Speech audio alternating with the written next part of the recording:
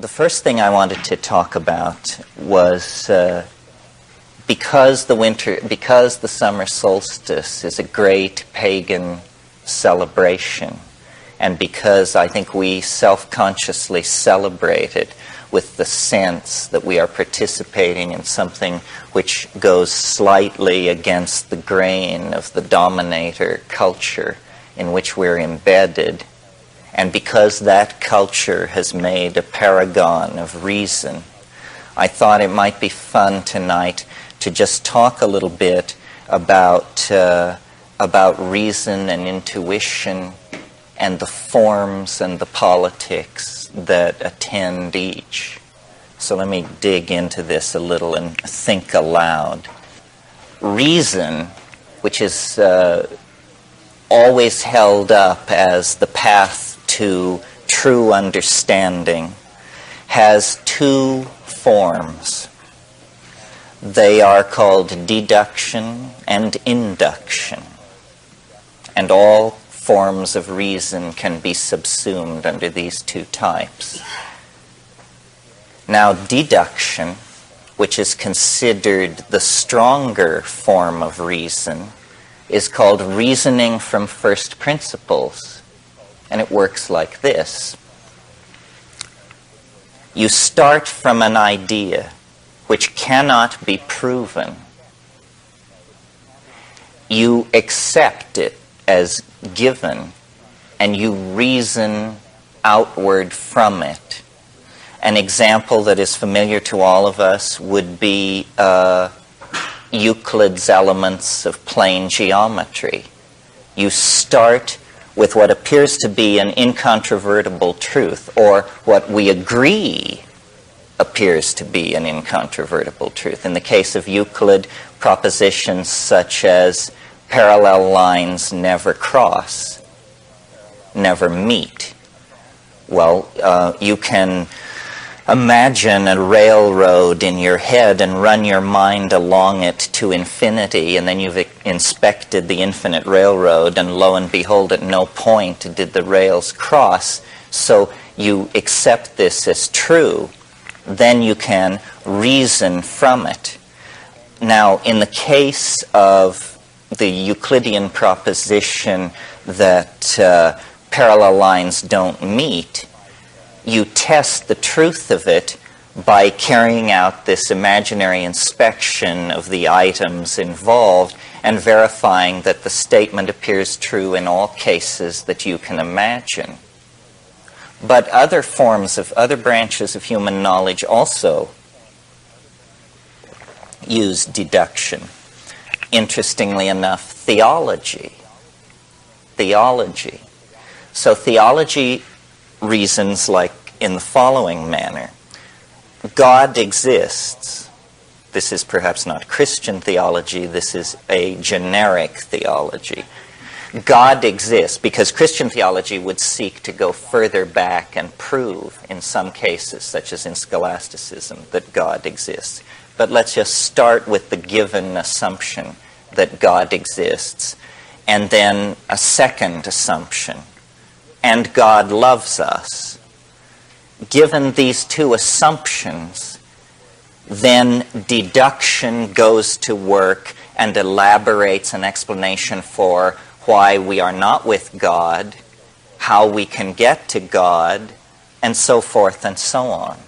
So deduction is useful. Notice that my two examples have been drawn from, in the case of Euclid, mathematics, in the case of the second case from theology, a branch of philosophy. So deduction seems to have an important role in these abstract systems. But remember, I said it was one of two forms of reasoning that are ordinarily dealt with. Now, the second form of reasoning is, to my mind, more interesting. The second form of reasoning is induction, not deduction, induction.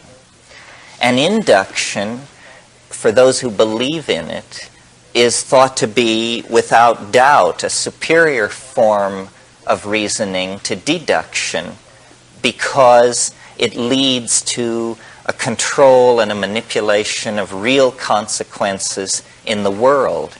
Okay, what is induction and how it works and how does it work? Well, it works like this. When I hit the water with a shovel, it makes a splash. Every time I hit the water with the shovel, it makes a splash. Therefore, this is the leap, the therefore, shovels can be used to make water splash. Now, notice what is interesting about this in contrast to deduction is that there is no untested first principle. You don't state something and then reason from it. You make repetitious observations, and then those observations which are most repetitious you raise to the status of laws, induction. And this was abhorrent to philosophical thinkers because it doesn't have this Aristotelian purity that deduction has. It doesn't have this mathematical elegance. It's messy. It's all down in the world, observing and comparing and repeating experimentally procedures. But nevertheless, out of inductive reasoning comes the structure of modern science. Okay. But now there's a funny thing about induction. It's making an unstated assumption about time. It is making the assumption that time is invariant. Because what it is saying is, if A precedes B in 1,000 cases, then it is likely that A will precede B in the 1,001st case. In other words, it's a probabilistic theory. It assumes that probabilistic laws give momentum to repetitious observation. Now the question is this so? And the answer is, well, it's so in some cases, but not in the most interesting cases. The most interesting cases, I believe, are the cases which lie in the realm of primary experience of being, the felt experience of being. And in that realm, the realm of love affairs, divorces, lawsuits, religions, political upheavals, and that sort of thing, induction is no good guide at all. One love affair does not explain another. One marriage does not illuminate another. One revolution really does not shed light on another. There may be generalizations, but when you live through these things, what you take from them is the uniqueness of the experience. The first principles that are reasoned from in deduction, whether in the realm of a deductive mathematical system like Euclid or a rational theology, these things are seen to rest on foundations of sand because of this problem of the axiom. In mathematics, the axiom appears fairly secure because it's self-evident, such as parallel lines never meet. It rests on its self-evidence to make its appeal to reason. You see, you can see that it is true, though no one has ever figured out how to prove this. You can see that it is true.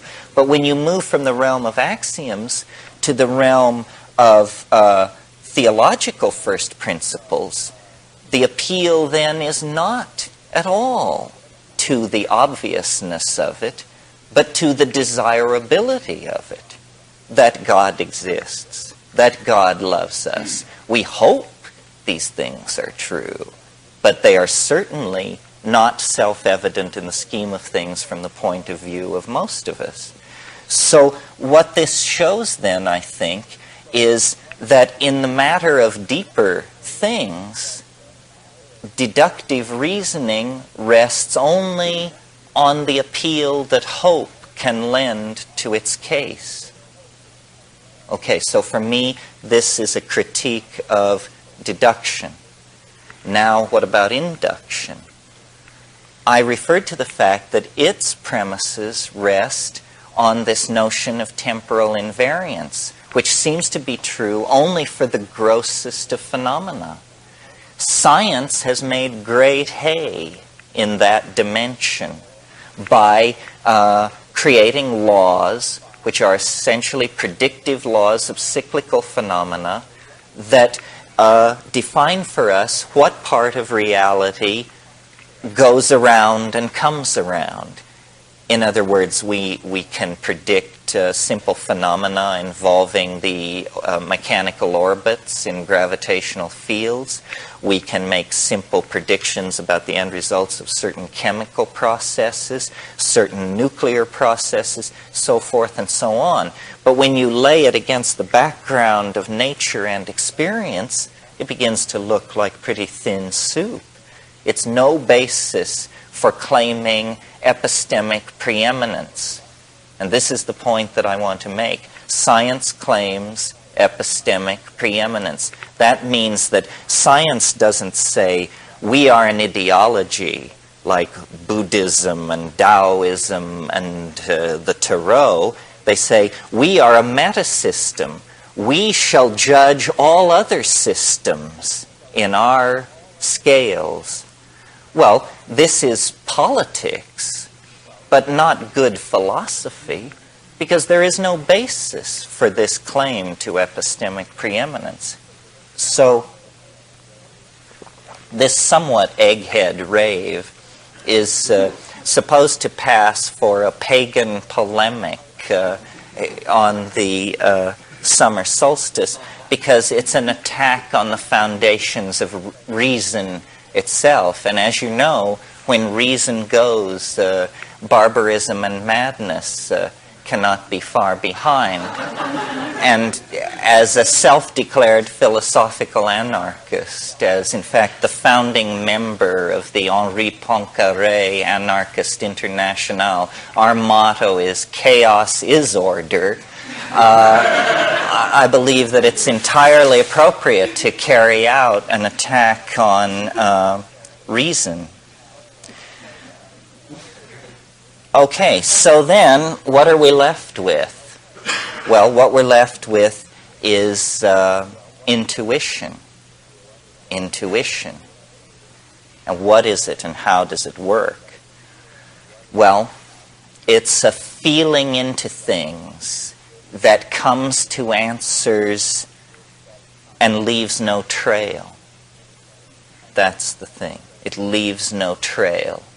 So you have it, but you haven't the argument for it.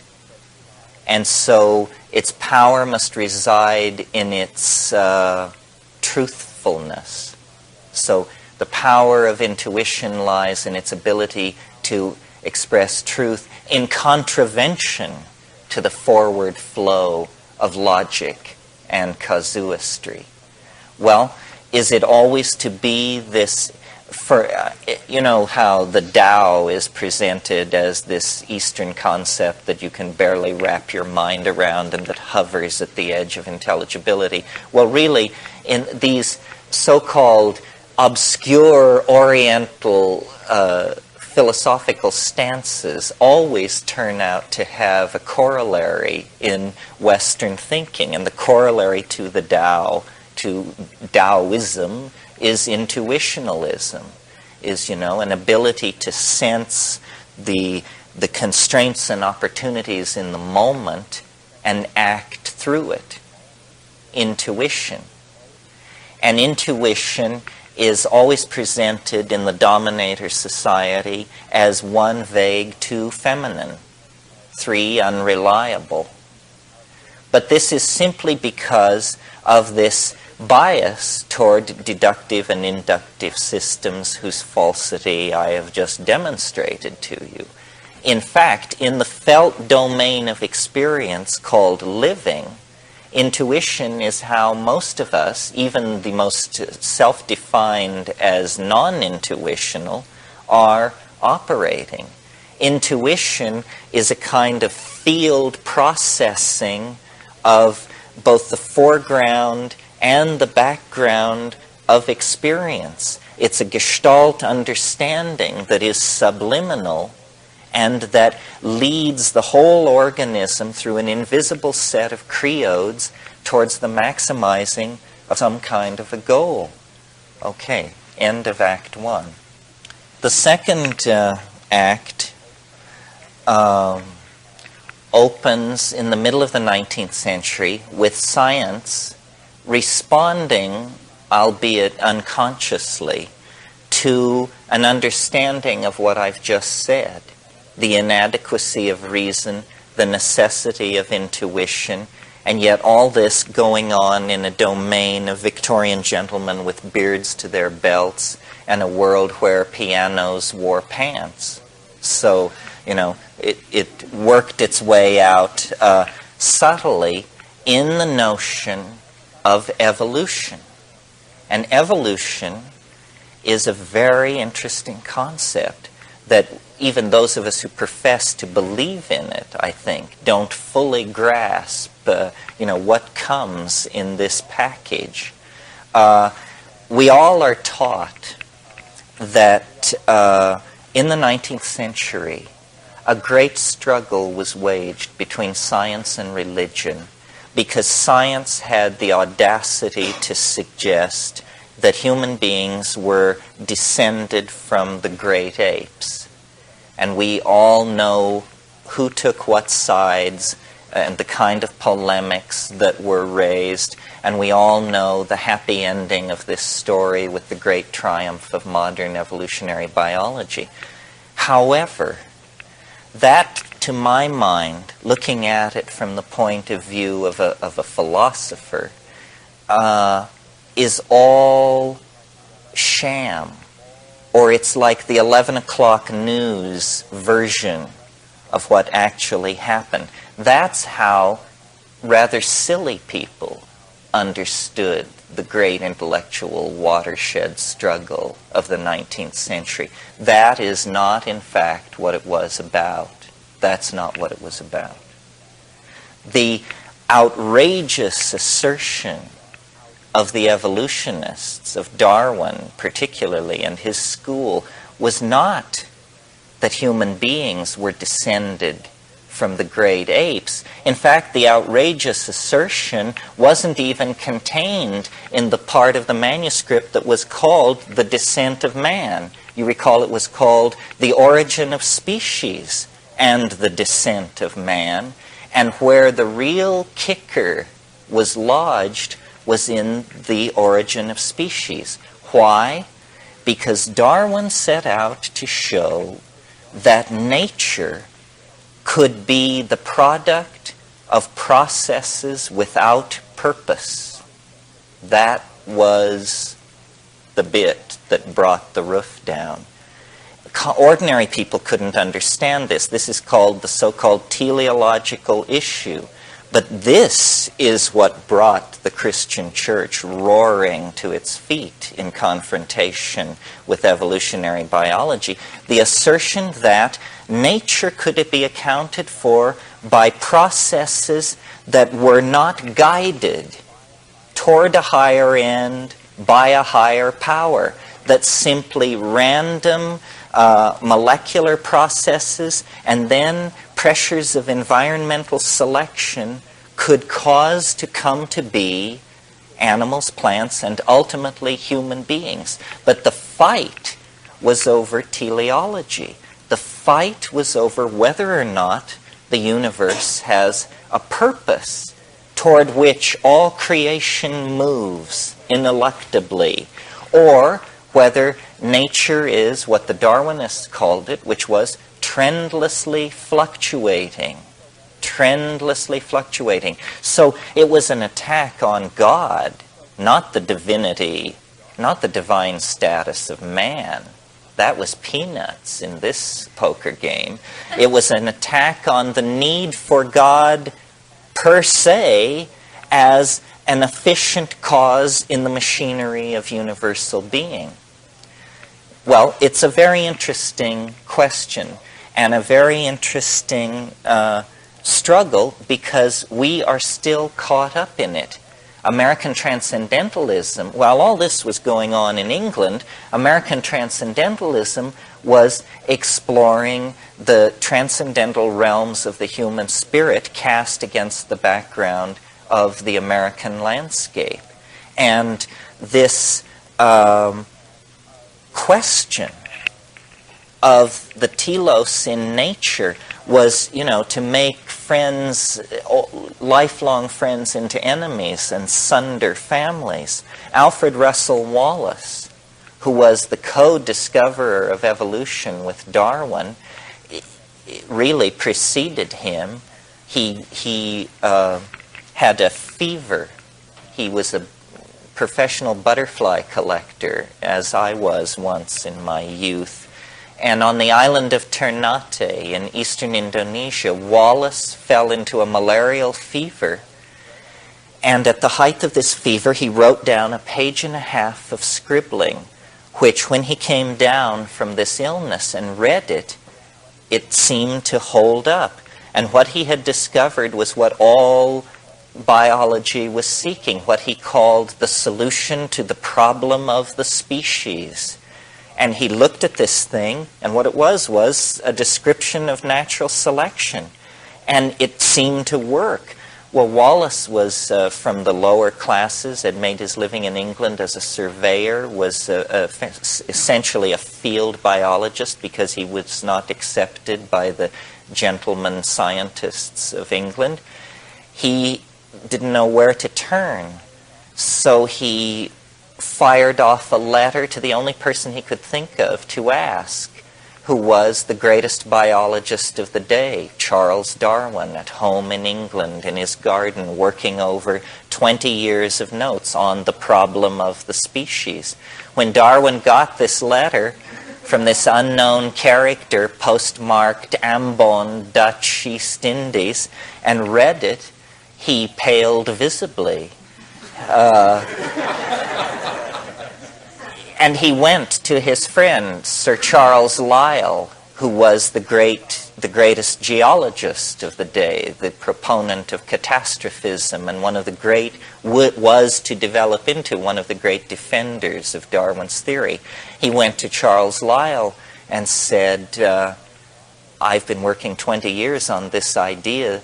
This came in the post. This is it. It's all here. And Lyell said, don't worry, my friend. We will schedule 2 papers to be delivered at the Royal Society. They will be delivered on the same evening, and yours shall be first.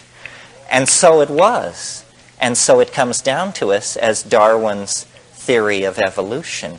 But in fact, in a way, for philosophical purists, it may have been better that way, because Wallace, who was in many ways a deeper thinker than Darwin, was a Fabian socialist, was fascinated by paranormal phenomena, as well as being interested in electricity, biogeography, anthropology, truly one of the last of the great polymaths. Wallace was unable to take the final step on the question of teleology. And he said, I cannot believe that random processes ameliorated by natural selection can give rise to a creature such as man.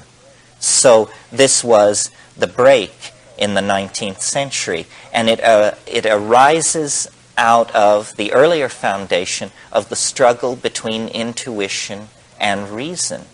I mean, I think our intuition must place us in Wallace's camp, that there is a telos of some sort. There is an omega point toward which all creation, however unsteadily, moves. And it is because of this omega point that we do live in a cosmos and not a chaos, not simply a raging confusion, but something that is structured and ordered. Well, in spite of the fact that evolution was seeking to serve the most rigorous scientific desires to exclude teleology and to exclude God from the process of the natural world, it introduced a bizarre concept which cut against its own purposes. The concept is a kind of progress in nature where previously none had been, so that from Aristotle to the 19th century, what you have as a theory of nature is what's called the great chain of being, or the great ladder of being. And it stretches from God through the archangels, the cherubim, down man, then the animal kingdom, the vegetable kingdom, so forth and so on. But it is imagined as static, as put in place by the fiat lux of creation, set in place for all time. What Darwin did was to see it as not a great chain of being, but as an escalator of being. He added the notion of progressive movement toward higher and higher forms, more and more complex manifestations of the intrinsic ingression of novelty into actual events. And this idea is very, very interesting and cogent and pregnant with possibility for all of us and our world. You see, what it is really is it's a recasting of an idea that had been banished for several centuries from Western thinking. It is the alchemical idea that nature is driving to perfect itself. This was what the alchemists believed. They believed that through time, lesser metals became gold, and that what the alchemist was trying to do was to compress time. He was trying to catalyze a natural process so that what took thousands, in their imagination, of years in the body of the earth could be compressed into days or weeks in the alembic of the alchemists. Well, as science defined itself throughout the 17th and 18th century under the impetus of Descartes and Kant and all of these people, this notion of the world as a distillate apparatus was given up. But it returns in the idea of evolution, and we inherit it in the social world. Now, this is a delicate point.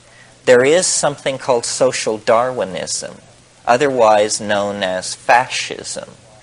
Social Darwinism uses a very vulgar understanding of evolutionary dynamics to justify class oppression by saying that it must be right that some people have their foot on other people's necks, because isn't this what nature is about? Struggle of the fittest and survival of the longest fang, the swiftest claw, the sharpest tooth. Well, the answer is no, absolutely not. This rests on an understanding of nature that was in vogue 150 years ago, that is not in vogue now. That's what you see when you look at nature in the human dimension. But when you analyze nature as an integrated system of chemical reactions, gene transfer, catalytic self-regulating activities, hypercycles of energy, nutrients, and metabolism, when you analyze nature from that point of view, you see that it seeks to maximize cooperation, connectedness, mutual interdependability, is the thing which holds the whole thing together. And the species that is most successful is not the species that can dominate all others. It's the species that can make itself indispensable to all others. Look at the evolutionary success of the bacteria. You know, they settled in for the long haul, and no higher form of life can operate without them. And so the possibility of bacteria becoming extinct is laughable. I mean, they'll be the last to go because they have made themselves indispensable. This idea then of evolution has strongly entered the human world, and science hates this. I had somebody once say to me, if it doesn't involve genes, it ain't evolution. And you should not use the word evolution to describe progressive change. They didn't like that. They said evolution is a technical term used by biologists, and it applies to genetic material only. Books do not evolve, social systems do not evolve, corporations, relationships do not evolve. This is a misuse of the word. Well, since then, evolutionary thinkers like C.H. Waddington, Eric Jantsch, Wes Churchman, Paul Feyerabend, Irvin Laszlo have, I think by the sheer force and volume of their writings, overwhelmed this notion and reclaimed evolution as a much broader concept than it was understood to be in the 19th century. Evolution is now understood to be the triumphant march out of chaos into order, connectedness, self-expression, and self-reflection that begins with the first moments following the Big Bang. In other words, we have we have atomic evolution. Evolution of atomic systems as electrons settle down into stable orbits. We have chemical evolution into more and more complex molecular forms, which finally become polymers. These polymers further evolve into complex intergetic systems capable of self-replication, motility, and eventually, the writing of operas. So what we see when we look at the universe is that you have to be blind to this progressive tendency that has worked its will with the random plasma of pure electrons, with the chemistry of stars, with the molecular chemistry of primitive planets, with plant and animal life, with human epigenetic coding systems, carving, dance, ritual, vocalization, magic, and this process proceeds right up into the 20th century with this phenomenon that we all give some credence to, the notion that we are living in a period of compressed time. Well, so what are we to do with that? I think what we have to do is begin then to design this process. It is now moving fast enough that it is within the ken of each one of us to see progressive consolidation of change taking place in the world around us. We as human beings, I think, are destined to be the design and control element in this thing, in this global Gaian process. Never mind that we have done it so badly up to now, because now, meaning the 20th century, is a completely different kind of epistemic world than any world that preceded it. And to the degree that we can shed the inherited behavior patterns of previous centuries, previous cultural styles, and actually take hold of the tools present at hand, we can guide and control this evolutionary process. Culture as it is, in a sense, the software of the infrastructure of the global civilization, which is the hardware. We don't need to make major design revisions in the hardware. The hardware is how we produce and move around food, how we produce energy. The major restructuring there is simply a matter of cleaning it up, making it more efficient, less toxic, less enslaved to the notion of making a buck, more enslaved to the notion of serving human needs. So the hardware structure can be pretty much redesigned along the lines that are clear to even the engineering mentalities among us. What is not so clear is that culture can be redefined as software and radically rewritten so that it runs much more smoothly. Now notice that I did not say that we were software or hardware. We are neither. We are the user. And this is the important thing to remember. We are not scripting ourselves into some kind of machine future. We are designing the future that we want to have rather than allowing the blunders of our grandparents to dictate the kind of future we will have. We're very late waking up to the necessity for this. This is because we tend to operate along very short-term goals. It's very hard for us to put in place a project that looks 40 or 50 years ahead.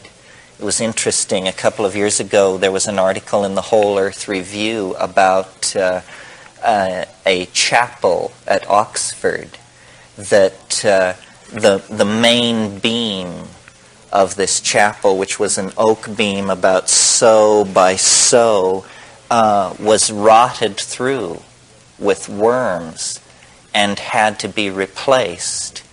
And it was no problem because 800 years ago an English king planted an oak tree that was to be grown for the specific purpose of replacing this beam when it should need to be replaced. And so this 750-year-old oak tree was cut and the beam hewn and put into place. And it inspired them to plant another oak tree, which is not a bad idea. Okay, well, so that's maybe enough about evolution. Now I want to talk about revolution, which is also in the solstitial theme, because what the solstice marks is the return of the heliacal rising of the sun to a certain fixed star against the background of fixed stars in our calendar system. What it really celebrates is the longest day of the year, the day when the sun makes its most northerly, its deepest incursion into the northern latitudes. It's interesting, the theme of revolution is dealt with in the I Ching, and since, of course, the I Ching was one of the 5 Confucian classics, you might turn to that passage expecting a discourse on political reformations. And when you look at the hexagram revolution, it says nothing about political guidance to revolutionaries. It says instead, the magician is a calendar maker. He measures the seasons and he sets them right. And so the last idea, maybe, that I want to leave with you tonight is a few thoughts about the calendar, because I have fastened on to the calendar as an interesting vehicle for changing people's conceptions of reality. I don't think we realize how thoroughly our worldview is dominated by the unconscious preconceptions that are built into our calendar. The Chinese understood this. This is why when there were great social revolutions, a new calendar was always put in place. We have used the present calendar with a minor correction for 2,000 years, for one entire zodiacal age. And we assume, I assume we assume, that we use this calendar that we do because it must be a very good one, and it must be the best of all, and it must be the simplest. And it is true that when you look back into time, you do find bizarre calendrical arrangements. For instance, I don't know if you knew this, but Roman months counted up to the middle day of the month, and then, like a rocket launching, counted down to the end day of the month. This is why the middle day of Roman months, which was called the Ides, was considered an unlucky day, because that was the day that the upward switched to a downward count. Well, we would find this very clumsy. But notice that what the logic, and we've talked about logic, reason, and deduction this evening. The logic behind our calendar is that it is a good solar calendar. Well, what do we mean by a good solar calendar? Well, calendar makers will tell you that a good solar calendar is a calendar such that on the same day of every year, the sun rises in the same place against the background of the fixed stars. This is what we mean when we say the sun is in Aries. We mean that at dawn, the constellation Aries is blotted out by the heliacal light of the rising sun. But the sun is this solar, masculine, Apollonian archetype. It is the archetype of the ego as God. It is the archetype of the center, the unity. The solar calendar is set up so that we do not have what is called a precession. A precession is where the days slip against the background of the fixed stars. The notion of our calendar is that it is an agricultural calendar, and we want our great agricultural holidays to always fall in the times of harvest and planting. So a solar year must be used. But what this does is it has an underlying assumption which is false, and which has been inculcated into our psychology to detrimental ends. And it is this, that this obsession with fixing the solstices and the equinoxes against the fixed stars is the effort to build a structure on the very largest level, the level of the planet itself, to build a structure that is fixed, that is enduring. And the great pride of our calendar is that we say it does not slip. That means it's fixed and enduring. Well, you may not know that the reason it doesn't slip is because there's a fudge factor in it.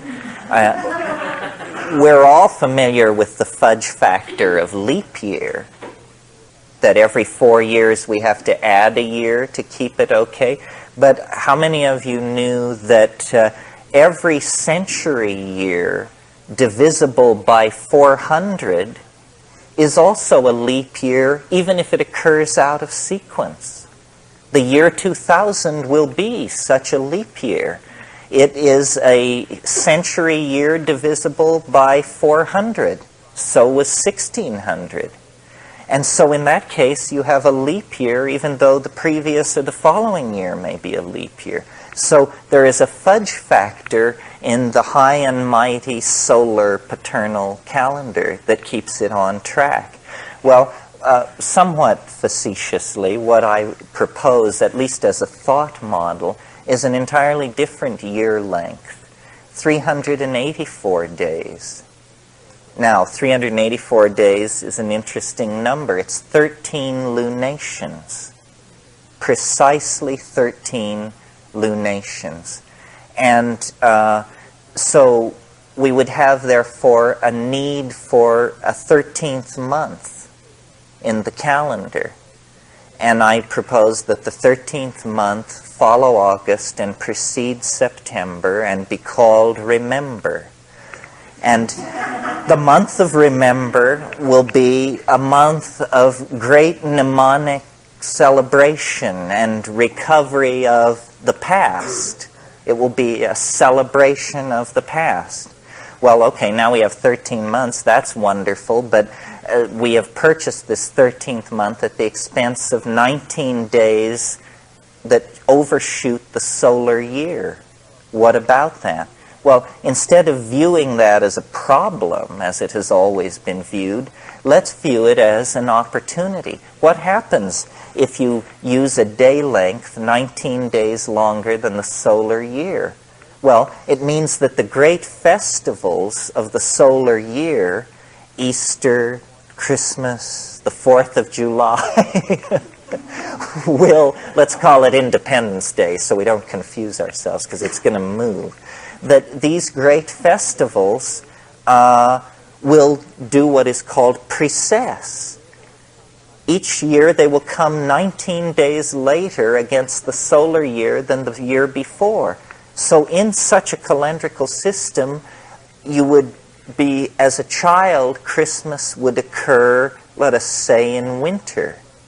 By the time you were in your middle teens, Christmas would be occurring in springtime. By the time you were in your mid-20s, Christmas would be occurring in high summer, and in your mid-30s, it would occur again, it would occur in autumn. And through a life of 60 or 70 years, the solar festivals would migrate through the seasons. Well, this may seem trivial to you, and hey, it may be. But the psychology of it is that it's trying to build in at the highest level a truth which we have lost sight of, which is the idea that everything flows, that everything is impermanent, that flux is the only standard.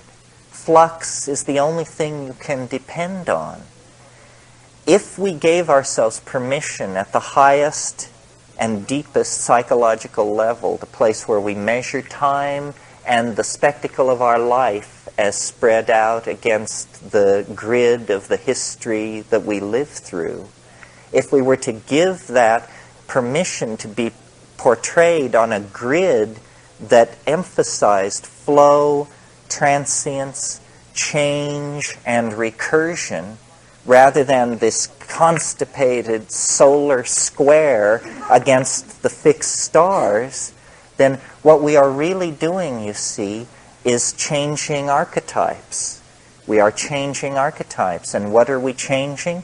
We're changing the Apollonian solar paternalistic dominator archetype for the feminine, oceanic, intuitive, giving and taking archetype of flow and life and death and completion through change, rather than completion which seeks to stave off change and then is inevitably swept away and therefore somehow touched with pathos. Well, maybe that's enough. Maybe there are questions. This was somewhat meandering. I'll recap it for you to try and give you the illusion that there was a plan. We began by celebrating the solstice with an attack on reason and logic and in favor of the primacy of intuition in spite of its nakedness. Intuition cannot clothe itself in the armor of logic.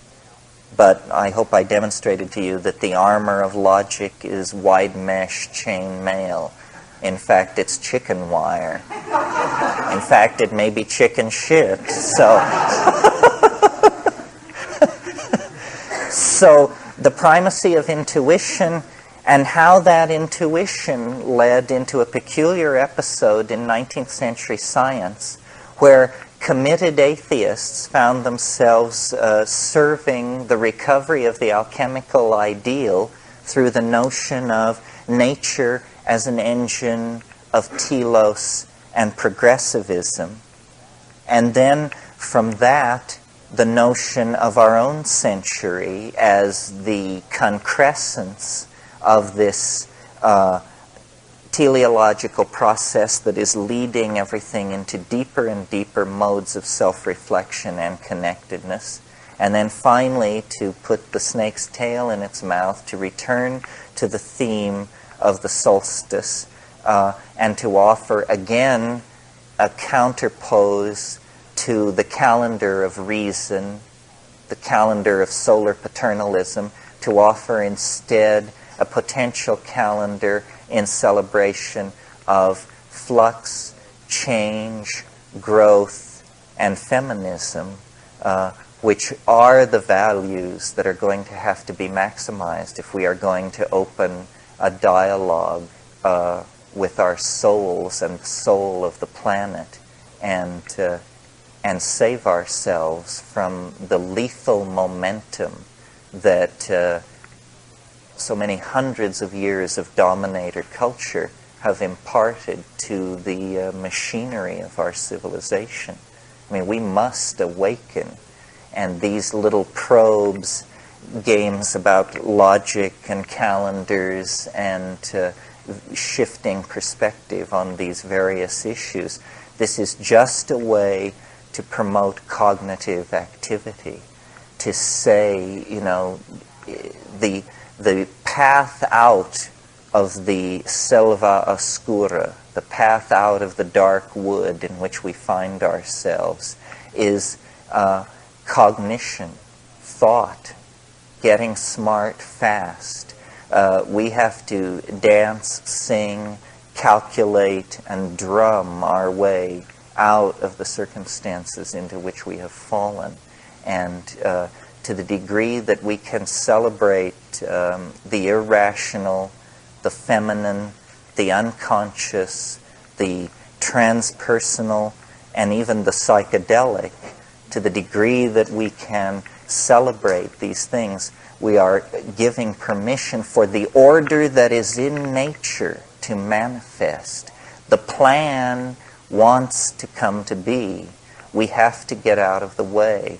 And what that means is all the tricks in the book to diminish ego as a cultural ideal. I mean, ego is not a male problem, it's not a yuppie problem, it's not a white people problem, it's just a problem. And until we get this higher perspective, we are going to continue to rattle the bars of our cage. The higher perspective